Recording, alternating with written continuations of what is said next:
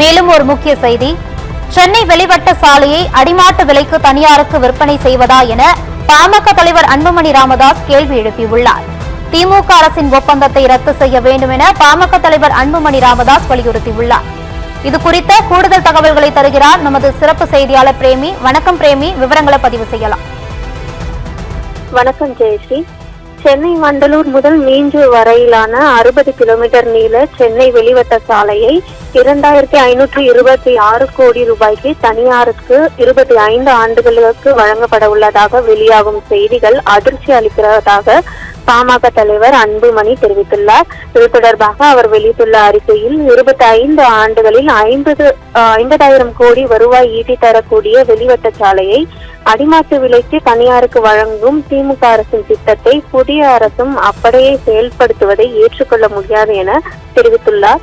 சென்னையை கடந்து மற்ற நகரங்களுக்கு செல்ல வேண்டிய வாகனங்கள் சென்னை மாநகருக்குள் வருவதை தவிர்க்கும் வகையில் சென்னை வண்டலூரில் தொடங்கி நெமிலிச்சேரி வழியாக மீஞ்சூர் வரை மொத்தம் 60 கிலோமீட்டர் தொலைவுக்கான வெளிவட்ட சாலை கடந்த அதிமுக ஆட்சியில் 2156 கோடி ரூபாய் செலவில் அமைக்கப்பட்டது. சென்னையின் போக்குவரத்து நெரிசலை குறைப்பதில் பெரும் பங்கு வகிக்கும் இச்சாலையை இப்போது தமிழ்நாடு சாலை மேம்பாட்டு நிறுவனம் பராமரித்து வருகிறது. சென்னை வெளிவட்ட சாலையை பராமரித்து சுங்க கட்டணம் வசூலிக்கும் ஒப்பந்தத்தை 2000 கோடி என்ற அடிப்படை விலைக்கு தனியாருக்கு வழங்க முந்தைய திமுக அரசு முடிவு செய்தது. அந்த முடிவுக்கு கடும் கண்டனம் தெரிவித்ததுடன் அதை கைவிட வேண்டும் என்று வலியுறுத்தி கடந்த ஆண்டு ஆகஸ்ட் மாதம் அறிக்கை வெளியிட்டிருந்ததாக அவர் குறிப்பிட்டுள்ளார்.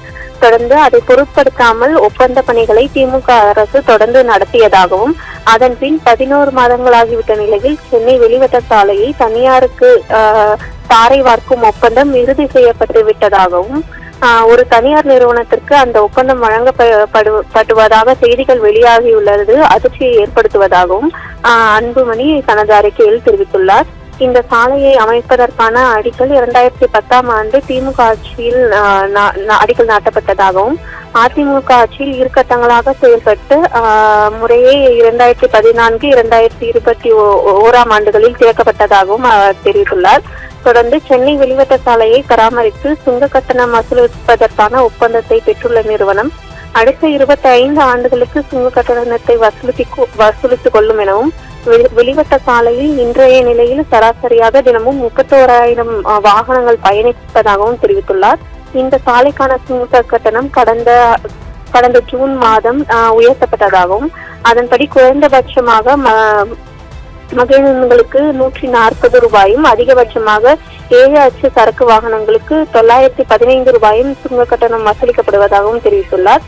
தொடர்ந்து சென்னை கிழக்கு கடற்கரை சாலையில் திருவான்மியூர் முதல் உத்தண்டி வரை 2100 ரூபாய் பறக்கும் சாலை அமைப்பதற்கான ஒப்பந்தம் வழங்கப்பட்டதில் 700 கோடி ஊழல் நடந்திருக்கலாம் என்பதால் அந்த ஒப்பந்தத்தை ரத்து செய்ய வேண்டும் என்று பாமக தொடர்ந்து வலியுறுத்தி வந்ததாகவும் தெரிவித்துள்ளார். கரூரில் நேற்று நடைபெற்ற நிகழ்ச்சியில் பேசிய முதலமைச்சர் இந்த திட்டத்தின் பெயரை குறிப்பிடாமல் 2 மடங்கு தொகைக்கு வழங்கப்பட்டிருந்த சென்னை மேம்பாலம் திட்டத்திற்கான ஒப்பந்தம் ரத்து செய்யப்பட்டதாக தெரிவித்தார். அதே அளவுகோல் தான் இந்த ஒப்பந்தத்திற்கும் பயன்படுத்த வேண்டும் என அன்புமணி வலியுறுத்தியுள்ளார். ஜெயஸ்ரீ, விவரங்களுக்கு நன்றி பிரேமி.